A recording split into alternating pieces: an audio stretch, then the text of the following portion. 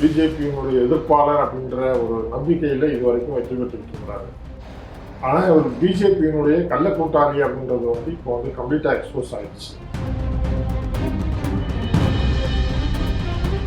சமூக நீதி, பிஜேபி எதிர்க்கிறவன், சனாதனத்தை எதிர்க்கிறவன் அப்படின்ற ஒரு தோற்றத்தை வந்து நீங்கள் கொடுப்பீங்க. தமிழ்நாட்டில் வந்து பிஜேபியினுடைய திட்டங்களை அனைத்தையும் புலிமொழி பண்ணிட்டு இருக்காரு. திமுகன்ற ஒரு தீய சக்தியை மீண்டும் மீண்டும் பேசிக்கிட்டு இருந்ததுனால தான் அதிமுக உயிரோடு எம்ஜிஆர் அதில் தான் வந்து உயிர்த்தெழுந்தார். இப்போ அதை தான் வந்து பிஜேபி செய்யணும்னு நினைக்கிறேன். பாஜக வந்து திமுக வந்து ஒரு ப்ரொப்பார்ட்டியாக வச்சிருக்கு. ஆனால் அதே சமயத்தில் அதிமுகவை மனைவியாக வச்சிருக்கு.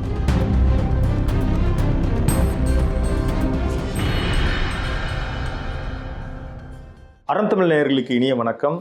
நடப்பு அரசியல் குறித்து பேசுவதற்கு மூத்த பத்திரிகையாளர் திரு சாவித்திரி கண்ணன் இணைந்திருக்கிறார். சார் வணக்கம். வணக்கம்.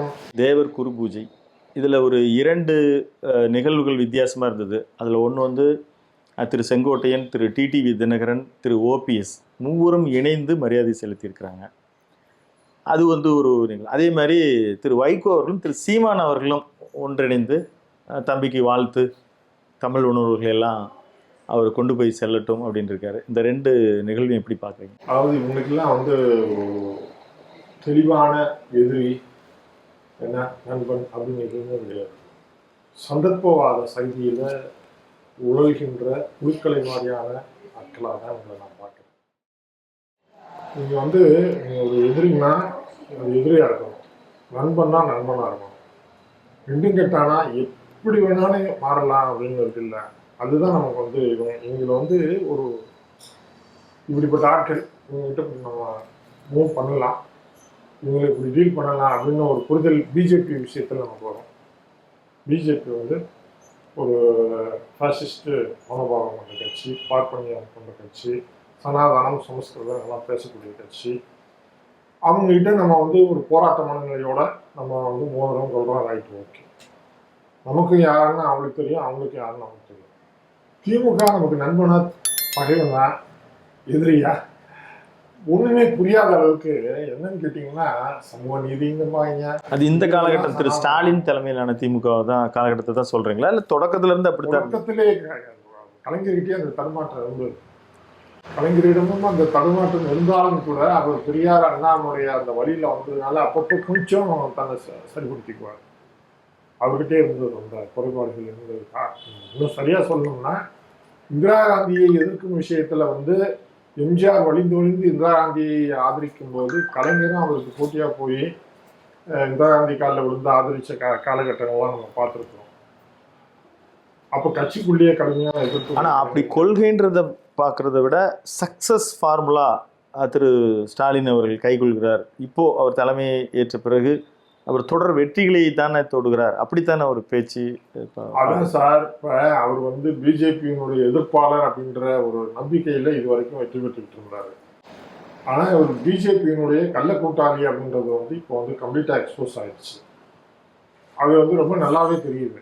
நீங்கள் பார்த்தீங்கன்னா பிஜேபியினுடைய அனைத்து விதமான திட்டங்களையும் அவர் வந்து இம்ப்ளிமெண்ட் பண்ணிட்டு இருக்கிறார். தேசிய கல்வி தொடங்கி தொழிலாளர்களுடன் விவசாயிகளுக்கு அந்த அவங்ககிட்ட இருந்து நிலத்தை பிடிங்கி காப்பீட்டுகளுக்கு கொடுக்கறது எல்லாமே வந்து பண்ணிட்டு இருக்காரு. தமிழ்நாட்டில் வந்து எல்லா பிஜேபியுடைய திட்டங்களை அனைத்தையும் இம்ப்ளிமெண்ட் பண்ணிட்டு இருக்காரு.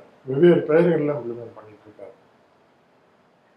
இப்போ இதை வந்து அதிமுக இதை தான் செஞ்சான். அதனால தான் அதுக்கு ஒத்துழைமை அதிமுகவாக இருக்குன்னு நம்ம சொல்லி திமுக வரணும், அதிமுக ஒழியணும்னு என்ன மாதிரியான ஆட்கள் எழுதி பேசி செஞ்சதுக்கெல்லாம் காரணம் அதிமுக ஒரு வெளிப்படையான பிஜேபி விசுவாச கட்சியாக இருந்தது. அதில் வந்து அவங்க வந்து ஒளிமறைவு கிடையாது. நாங்கள் வந்து பிஜேபி எதிர்க்க முடியாதுன்னு அவங்க வந்து உண்மையிலேயே ஒத்துக்கிட்டு ஒரு அரசியலை பண்ணுறாங்க. அந்த அரசியலை புரிஞ்சிக்க முடியுது. இவங்க இப்படி தான் அதிமுகட்ட எதிர்பார்க்க முடியாது. ஆனால் திமுக வந்து ஒரு எதிர்பார்ப்பை தூண்டி விடுது. சமூக நீதி, பிஜேபி எதிர்க்கிறவன், சனாதனத்தை எதிர்க்கிறவன் அப்படின்ற ஒரு தோற்றத்தை வந்து நீங்கள் கொடுக்குறீங்க. அப்போ உங்க மேலே ஒரு பெரிய நம்பிக்கை ஏற்படும். அப்படி பார்க்க போனால் இப்போ நம்ம ராம் சார் பள்ளிக்கரணை பிரச்சனையில் கூட இது அதிகமாக பேசுவது, அதாவது திமுக அங்கே அத்துமீறல்கள் செய்கின்றன, பல துறைகள் சுற்றுச்சூழல் தொழில்துறை எல்லாம் சேர்ந்து அந்த வெட்லேண்டை வந்து அவர்கள் கைப்பற்றுகிறார்கள். இது வந்து அண்ணாமலை தான் அதிகமாக எழுதுறாரு. சில ஊழல்கள் குறித்து இப்போ அடுத்து நம்ம அதை கூட பேசுகிற போகிறோம். அந்த ஒரு நகராட்சி குடிநீர் வழங்கல் துறையிலே கொடுத்த அந்த பணியில் ஏற்பட்ட ஊழல் பிஜேபி தானே அதிகமாக பேசுகிறாங்க. அப்போ அவங்களுக்கும் திமுகவுக்கும் ஒரு உறவு இருக்குன்னு நம்ம எப்படி சொல்லிட முடியும்? அதான் நீங்கள் நல்லா கவனிக்கணும். அதாவது யார் அதிகமாக வந்து ஒரு கட்சி வந்து ஃபோக்கஸ் பண்ணுதோ அவங்கள உயிர்ப்போட வச்சுக்க விரும்புதுன்னு அர்த்தம். திமுகன்ற ஒரு தீய சக்தியை மீண்டும் மீண்டும் பேசிக்கிட்டு இருந்ததுனால தான் அதிமுக உயிரோடு இருந்தது. எம்ஜிஆர் அதில் தான் வந்து உயிர் தெழுந்தார். இப்போ அதை தான் வந்து பிஜேபி செய்யணும்னு நினைக்குது. தமிழ்நாட்டில் திமுக மாதிரியான ஒரு நாத்திகவாதம் பேசக்கூடிய, ஏன்னா இந்த மாதிரி பெரியாரிய பின்னணியில் இருக்கக்கூடிய ஒரு கட்சி, அந்த கட்சியை வந்து ரெண்டு விதமாக பயன்படுத்திக்குது. ஒன்று, தன்னுடைய அரசியல் எதிரியாக காட்டி தன்னை வளர்த்துக் கொள்வதற்காக பயன்படுத்துறது. இன்னொன்று, தன்னுடைய எதிரியாக நீ நடிச்சுக்கோ, ஆனால் நான் சொல்கிறதெல்லாம் கேட்டுக்கோ, நான் உன்னை ரைடு நடத்த மாட்டேன், உன்னை சிறையில் போட மாட்டேன், நீ பொழைச்சிட்டு போ, நீ உயிரோடு இருந்துட்டு போ. ஏன்னா அதே சமயத்தில் வந்து நான் வந்து ஒரு அரசியல் எதிரியாக நம்ம ரெண்டு பேரும் வந்து வெளியில் வந்து இது பண்ணிக்கலாம் அப்படின்ற ஒரு அண்டர்ஸ்டாண்டிங்கில் போகிறாங்க. ஆனால் எப்படி பார்க்குறீங்கன்னு கேட்டிங்கன்னா, திமுக அதிமுக இந்த ரெண்டு பேருமே பிஜேபியினுடைய ஒரு நெருக்கமான கூட்டாளிகள் தான். தெளிவாக பேசணும்னு கேட்டிங்கன்னா, பாஜக வந்து திமுக வந்து ஒரு வந்து ஒப்பாட்டியாக வச்சிருக்கு. ஆனால் அதே சமயத்தில் அதிமுக மனைவியாக வச்சிருக்கு அதிகாரப்பூர்வமாக. இல்லை, இதுதான் எல்லாரும் கள்ளக்கூட்டணின்னு ஒரு வார்த்தையை யூஸ் பண்ணாங்க, மறைமுக கூட்டணி. நம்ம இதை வந்து அதிமுக தான் சொல்லணும். ஒப்பாட்டியை திட்டணும்ல, எல்லா பொம்பளையும் ஒரு மனைவின்னா திட்டணும் இல்லை, அதையும் செய்ய மாட்டேங்கிறாங்க அதிமுக. ஏன்னா புருஷன் கோச்சிக்கிட்டு ஒப்பாட்டியை வச்சுக்கிட்டாருன்னா, நம்ம கை விட்டுட்டாருன்னா, நம்ம மேலே பாஞ்சிட்டாருன்னா அப்படின்னு பயப்படுது. அப்போ இது எல்லாமே இவங்களுடைய சொந்த பலவீனம் தான். இவங்களும் ஊழல் பண்ணியிருக்காங்க, இவங்களும் ஊழல் பண்ணியிருக்காங்க, அவங்க மத்தியில் ஆட்சியில் இருக்காங்க, ரெண்டு பேரையுமே வந்து கண்ட்ரோலில் வச்சிருக்கிறாங்க. உங்கள் கருத்து பதிவுக்கு மிக்க நன்றி. மீண்டும் ஒரு நல்ல சந்தர்ப்பத்தில் சந்திப்போம். நன்றி, வணக்கம். நேயர்களே, இணைந்திருங்கள். அறம் தமிழ். நன்றி, வணக்கம்.